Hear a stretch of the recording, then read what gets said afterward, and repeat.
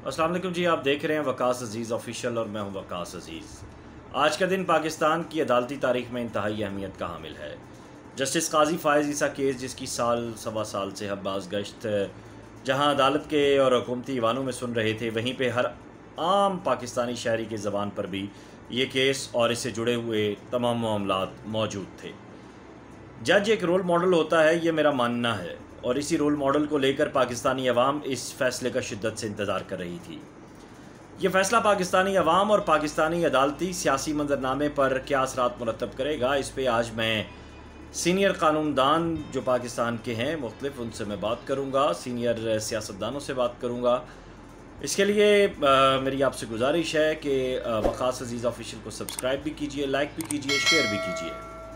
तो आइए चलते हैं। सबसे पहले हमारे सीनियर सियासतदान हैं चौधरी ग़ुलाम अब्बास साहब, उनसे बात करते हैं और देखते हैं कि वो मेरे नज़दीक तो वो एक एकेडमी, एक यूनिवर्सिटी का दर्जा रखते हैं। पाकिस्तान की सियासी तारीख उनके अपने हाथों की और उनके आंखों की लिखी हुई है। तो आइए पहले उनसे बात करते हैं। जिस वक्त सीनियर सियासतदान और पाकिस्तान की सियासी तहरीक को जो सारा सियासी सफ़र है पाकिस्तान का, जमहूरी सियासी सफ़र, उसको देखने वाले और उसका हिस्सा रहने वाले जनाब चौधरी ग़ुलाम अब्बास साहब हमारे साथ मौजूद हैं। अस्सलाम वालेकुम सर। जी वालेकुम सलाम वकास भाई, कैसे हैं आप? सर शुक्र अल्लाह का। सर आप बताइए। मैं ठीक हूँ, बड़ा अल्लाह का साथ। अच्छा सर, मैं काजी फ़ायज़ ईसा केस इस वक्त हर जगह डिस्कस हो रहा है, बल्कि बड़े और भी मुल्क में वाक़यात हुए, लेकिन वो कहीं पसे पुश्त रह गए। काजी फ़ायज़ ईसा केस जो है वो बहुत सामने रहा। आज एक फ़ैसला आया है, उसके बाद मुल्क में बहुत सारी चहमगोइयाँ भी हो रही हैं, ओपिनियंस भी सामने आ रहे हैं। आप इसको पाकिस्तान के माजी में जो अदालती फ़ैसले सामने आते रहे और आज इसको कैसे देखते हैं? मैं बुनियादी तौर पर समझता हूँ कि ये एक बहुत अच्छा फैसला है, बड़ा पुरसाइंद फैसला है। इससे बिल्कुल एक बात वाज़ेह हुई है कि अदलिया पाकिस्तान की बिल्कुल आज़ाद है और बड़ी आज़ादी से फैसले कर रहे हैं, और इसकी मैं समझता हूँ कोई ज़रूरत ही नहीं थी। काजी फ़ायज़ ईसा बड़े डिग्निफाइड और बड़े डिग्निटी वाले जज हैं, और मेरे ख्याल में ये जो भी फैसला किया है इन्होंने बिल्कुल अच्छा किया है। FBI जो है इसके ऊपर अपनी तहकीकात करेगी और फैसला करेगी। ठीक है सर, जो उन्होंने मनी ट्रेल वगैरह दी है उसके ऊपर तो खैर जी सर। देखिए, बज़ाहिर इसके ऊपर सारी अदलिया जो है वो भी मुतमिन हुई है उस मनी ट्रेल के ऊपर, और मनी ट्रेल के ऊपर सुनने वाले लोग जो हैं वो भी मुतमिन हुए। और मेरे ख्याल में ये मनी ट्रेल कोई ऐसा मसला नहीं था। तो मेरे ख्याल में कि मुअज़्ज़ज़ जज साहबान जो हैं उन्होंने बड़ा सोच समझ के बड़ा ठीक और तरीक़ी फैसला दिया है। इससे अदलिया के वक़ार में इजाफा हुआ है और इजाफा होगा, और ये भी बात बड़ी वाज़ेह हो गई है कि पाकिस्तान की अदलिया बिल्कुल आज़ाद है, वो किसी के प्रेशर में नहीं है। सही सर, अब ये बात की जा रही है मुख्तलिफ कानूनदान जो हजरात हैं उनकी जानिब से भी, कि अगर ये सारा मामला FBR की जानिब जाना था और फैसले में ये कहा भी गया है कि सुप्रीम जुडिशल काउंसिल भी इसको देख सकती थी, तो आप नहीं समझते कि पेंडिंग का शिकार किया गया चीज़ों को? तो मेरे ख्याल में गैर ज़रूरी तौर पर जुडिशरी के हवाले से इसमें कोई नेक नामी नहीं हुई। ये बिल्कुल इसको गैर ज़रूरी तौर पर नहीं लटकाना चाहिए था। ये एक बड़ा मुकद्दस अदारा है अदलिया, कोई एहतराम की नज़र से लोग देखते हैं, और जब जिन माशरों में अदलिया का एहतराम ना रहे वो माशरे टूट जाते हैं, वो बिखर जाते हैं। तो इसलिए हमें हर हालत में अदलिया और अदलिया के जज साहबान को मोहतरम ही रहना चाहिए और उनका एहतराम करना चाहिए। सही, बहुत शुक्रिया सर आपका, आपने मुझे वक्त दिया। चौधरी ग़ुलाम अब्बास साहब की गुफ्तगू आपने मुलाहिज़ा की, लेकिन अब कानूनी नुकात हैं, उनके बारे में साद रसूल एडवोकेट साहब क्या कहते हैं, आइए उनसे बात करते हैं। जी, इस वक्त टेलीफोन लाइन पर मेरे साथ नौजवान कानूनदान भी और एंकर पर्सन भी और बहुत अमीक निगाह रखने वाले, हम इन्हें टेलीविजन स्क्रीन्स पर देखते हैं, बहुत मुदल्लल गुफ्तगू करने वाले जनाब साद रसूल साहब मौजूद हैं। अस्सलाम वालेकुम सर, बहुत शुक्रिया आपने वक्त दिया। जी बहुत शुक्रिया। सर मैं आपसे ये जानना चाहूँगा कि काजी फ़ायज़ ईसा केस, इसकी जो अब मंदरजात भी आपके सामने आ चुके हैं, आप इसको कैसा देखते हैं बतौर कानूनदान? देखिए, सुप्रीम कोर्ट का इफेक्टिवली एक बैलेंस्ड ऑर्डर है। सुप्रीम कोर्ट के सामने दो मुख्तलिफ किस्म की चीजें सामने थी। एक ये कि उनके सामने एक सुप्रीम कोर्ट के जज साहब थे जो ये कह रहे थे कि मेरे खिलाफ जो रेफरेंस बनाया गया है ये बदनीयती पे बनाया गया है और ये غلط شواہد پہ بنایا گیا ہے اور یہ غلط میرٹس کے اوپر بنایا گیا ہے، اور دوسری طرف ان کے سامنے سپریم کورٹ کے سامنے یہ پرنسپل تھا کہ اگر کوئی بھی شخص کسی بھی جج سپریم کورٹ کے اوپر کوئی الزام لگائے تو کیا اسے اپنے احساسات یا اپنے گھر والوں کے احساسات کے بارے میں جواب دینا چاہیے یا نہیں دینا چاہیے۔ ان دو پرنسپلز کے، ان دو کمپیٹنگ سوالات کے اندر یہ کیس ایفیکٹولی سنا جا رہا تھا۔ آج کی ججمنٹ کے اندر دو باتیں کرنی ضروری ہیں۔ سب سے پہلی بات یہ کہ جو ریفرنس پینڈنگ تھا سپریم جوڈیشل کاؤنسل میں اور اس کے اوپر جو شو کاز نوٹس ایشو ہوا تھا، وہ تو سپریم کورٹ نے بڑے واضح طور پہ اس کو کالعدم قرار دے دیا یا اس کو اسٹرائک ڈاؤن کر دیا، لیکن ساتھ ہی ساتھ سپریم کورٹ نے اس کو ختم کرتے ہوئے یہ نہیں کہا کہ میٹر ختم ہو جائے گا۔ میٹر کو سپریم کورٹ نے کہا کہ جو ایکچوئل میٹر ہے کہ کیا یہ پراپرٹیز ڈکلیئر کی گئی تھی نہیں کی گئی تھی، کیا اس کا منی ٹریل موجود ہے نہیں موجود، کیا یہ جج صاحب کی بے نامی پراپرٹیز ہیں یا واقعی ان کی فیملی کی انڈیپینڈنٹ پراپرٹیز ہیں، اس کو ڈٹرمن کرنے کے لیے سپریم کورٹ نے کہا کہ ایف بی آر کو ہم یہ میٹر بھیج دیتے ہیں اور ایف بی آر 2 مہینے کے اندر ایک رپورٹ تشکیل دے اور اس رپورٹ کو تمام دستاویزات اور شواہد کے ساتھ سپریم جوڈیشل کاؤنسل کے سامنے رکھا جائے گا، اور سپریم جوڈیشل کاؤنسل اس کے بعد از خود اپنی پاور، جو اس کی سو موٹو پاور ہے آرٹیکل 209 سب کلاس 5 میں، اس کو ایکسرسائز کرتے ہوئے وہ اس کے اوپر یا مزید پروسیڈنگ کرے گی یا مزید پروسیڈنگ نہیں کرے گی۔ اس میں یہ بھی بات واضح ہے کرنی کہ یہ بھی بات امپورٹنٹ ہے کرنی کہ اب سے کو 3-4 دن پہلے جب یہ پروسیڈنگز ہو رہی تھی اس کیس کی، تو یہی آفر اس بینچ کے سربراہ جسٹس عمر عطا بندیال صاحب نے حکومت کے وکیل فاروق نسیم صاحب کو دی تھی اور کہا تھا کہ کیوں نہ ہم ایسے کریں کہ اس میٹر کو 2 مہینے کے لیے بھیج دیں، 2 مہینے کا ٹائم پیریڈ دے کے بھیج دیں ایف بی آر کے پاس، اور ایف بی آر جو بھی فیصلہ کرے گی اس کو سپریم جوڈیشل کاؤنسل کے سامنے رکھ دیا جائے گا، اور وہاں سے آنورڈ اگر سپریم جوڈیشل کاؤنسل کوئی کارروائی کرنا چاہتی ہے تو وہ مجاز ہوگی اپنے قانون کے تحت کرنے کے لیے۔ تو اس کے اوپر کیا حکومت کو تو کوئی اعتراض نہیں، تو فاروق نسیم صاحب نے کہا کہ میں حکومت سے کنسلٹ کر کے تو جواب دے سکتا ہوں، اور اگلے دن آ کے کہا کہ میری پرائم منسٹر سے بات ہو گئی ہے، حکومت کو اس پہ کوئی اعتراض نہیں، آپ ایف بی آر بھیج دیں اس میٹر کو، اور وہ 2 مہینے میں انویسٹیگیشن کرنے کے بعد سپریم جوڈیشل کاؤنسل کے سامنے میٹر کو رکھ دیں۔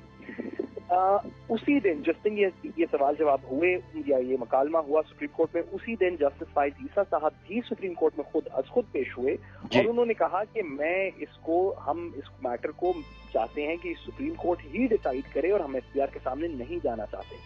تو جہاں پہ آج کے آرڈر نے فائز عیسیٰ صاحب کی کچھ بات مان لی کہ ایگزسٹنگ ریفرنس کو کالعدم قرار دے دیا، وہیں پہ حکومت کی بھی کچھ بات مان لی کہ جو ایکچوئل میٹر ہے پراپرٹیز کا، اس کو ابھی عدالت نے کنٹینیو رکھا ہے اس حد تک کہ ایف بی آر اس کو پہلے دیکھ لے، اور ایف بی آر کو اپنی رپورٹ تشکیل دینے کے بعد تمام شواہد کے بعد سپریم جوڈیشل کاؤنسل کے پاس سامنے رکھے گی، اور سپریم جوڈیشل کاؤنسل اس کو شواہد کی بنا پہ اگر مزید چلانا چاہتی ہے تو ضرور چلائے، اور اگر نہیں چلانا چاہتی تو اس کو خارج کرے۔ صحیح۔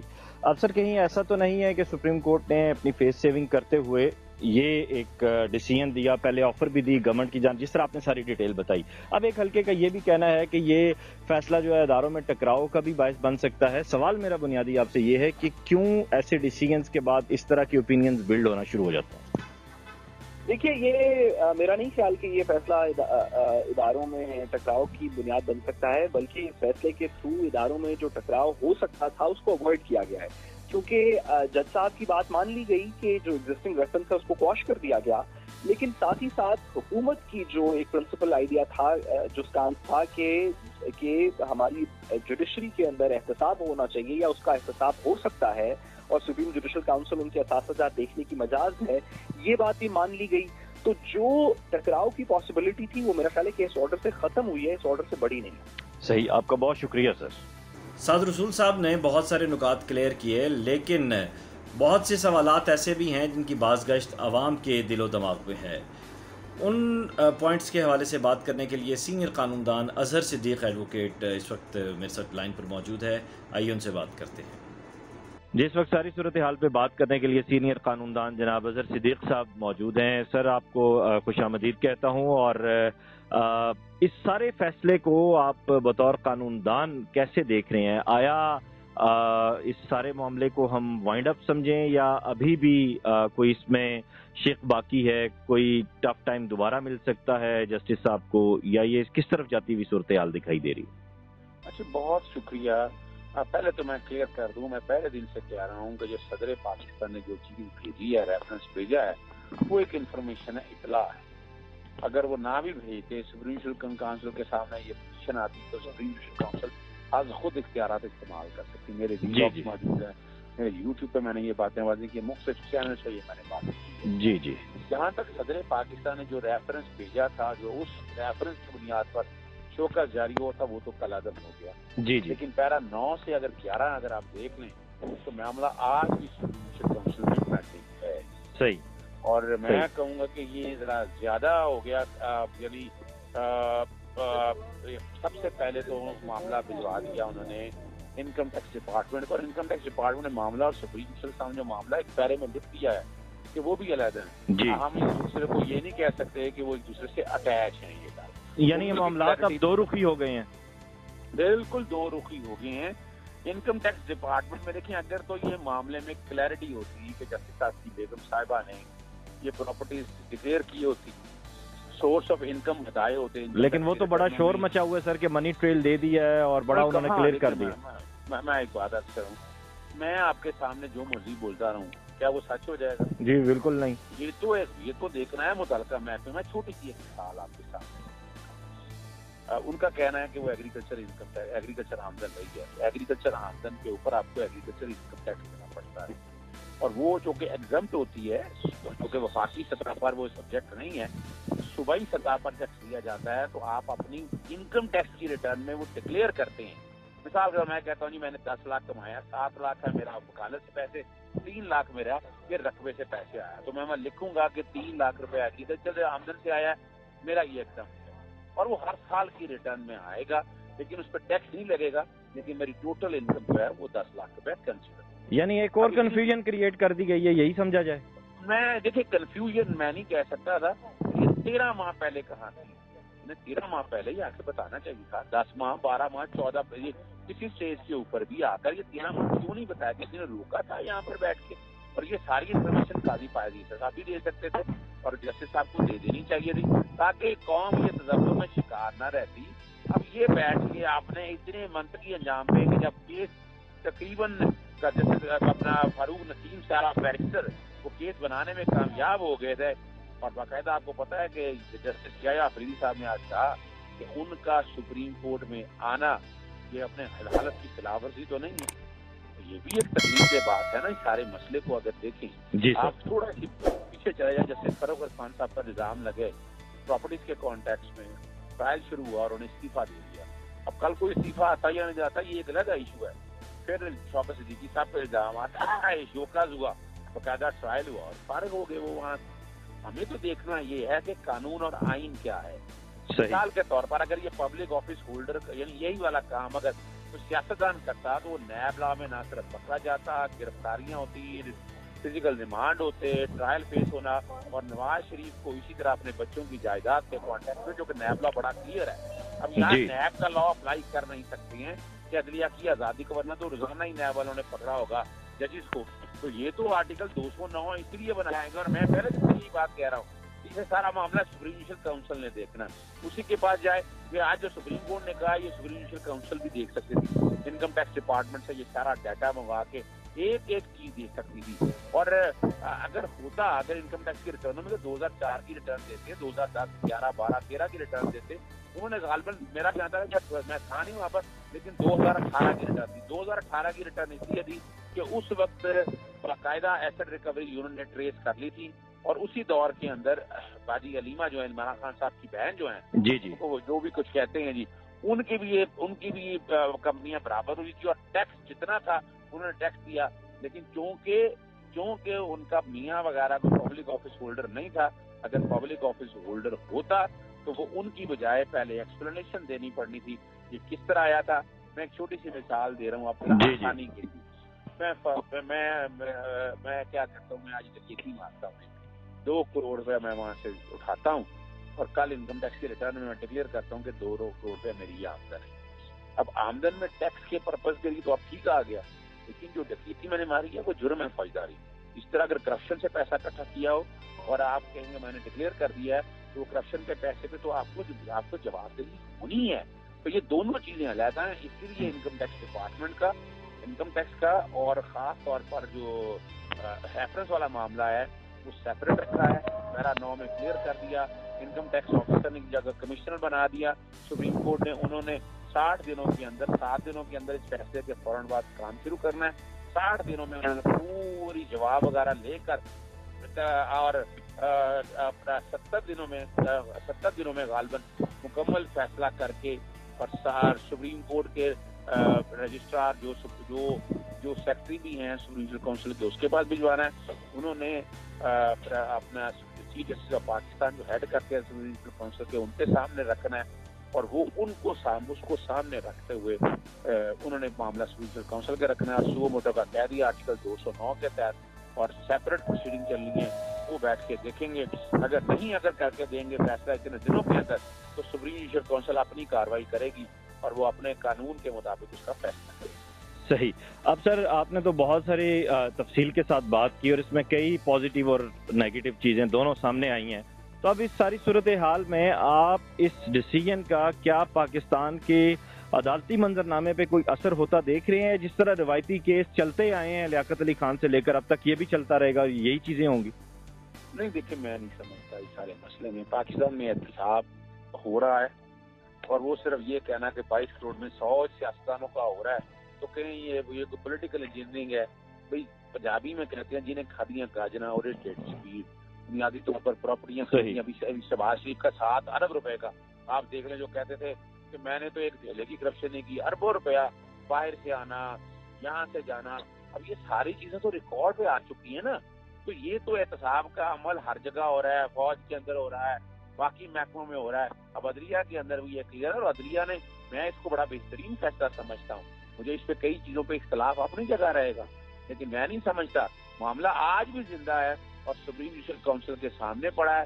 سپریم جوڈیشل کونسل نے اپنے ایک بات سر یہ بھی کی جا رہی ہے کہ اداروں کو آپس میں لڑوانے کی کوشش ہے. اب یہ سر جو بھی فیصلہ آتا ہے اس کے بعد یہ آواز کیوں اٹھنا شروع ہو جاتی ہے؟ دیکھیں وہ وجہ یہ ہے کہ جسٹس قاضی فاضل صاحب کے وکلا نے بہت زیادتی کی. انہوں نے ایک ایسے کیس کو لے کر بیس کے ان کے خلاف یہ جدادیں کیا آپ نے اس کیس کے بارے میں دی, ورنہ یہاں ہوتا کہ جدادیں خریدی نہیں گئی ہیں. ٹریل اویلیبل ہے پھر تو بدنیتی کا ایلیمنٹ آپ کہہ سکتے ہیں کہ یہ جان بوجھ کے کیا گیا ہے. لیکن اب یہ تو انفارمیشن جو دی تھی وہ انفارمیشن تو حقائق پہ تھی نا, اور انفارمیشن اسی بیس کے اوپر سپریم جوڈیشل کونسل نے شوکاز جاری کیا تھا. وہ اپنی جگہ ہے لیکن یہ جو بیٹھ کے اداروں کو وہ ایک باقاعدہ ایک ایجنڈا ہے. یہاں ہمارے یہاں چند سو کالڈ لبرل میں انہیں کہتا ہوں ایک کلاس موجود ہے. وہ پاکستان پیپلز پارٹی میں ہے, نون لیگ میں ہے, پی ٹی ایم تو مین سپورٹر ہے سارے مسئلے کی. وہ تو کہتے ہیں جی احتساب کچھ نہیں ہے, جو ملک لوٹ گیا, کھا گیا, پی گیا, اس کو مت پیچھو, کوئی کنسر نہیں ہے, آپ باقی باتوں پہ بات کریں. تو یہ تو پھر پرابلم نہیں ہے نا. ملک کو آگے لے کے جانا ہے. اگر احتساب اگر بے لاگو ہوگا تو یہ ملک آگے چلے گا. بہت شکریہ سر آپ کا, آپ نے مجھے وقت دیا. گفتگو آپ نے ملاحظہ کی اور اس گفتگو کے نتیجے میں آپ نے جو اخذ کیا, دعا میری یہی ہے کہ وہ مثبت ہو اور پاکستان کی اور پاکستانی عوام کی اور ہمارے آنے والے مستقبل کے لیے جو بھی ہو وہ اچھا ہو. اپنا خیال رکھیے گا. خدا حافظ.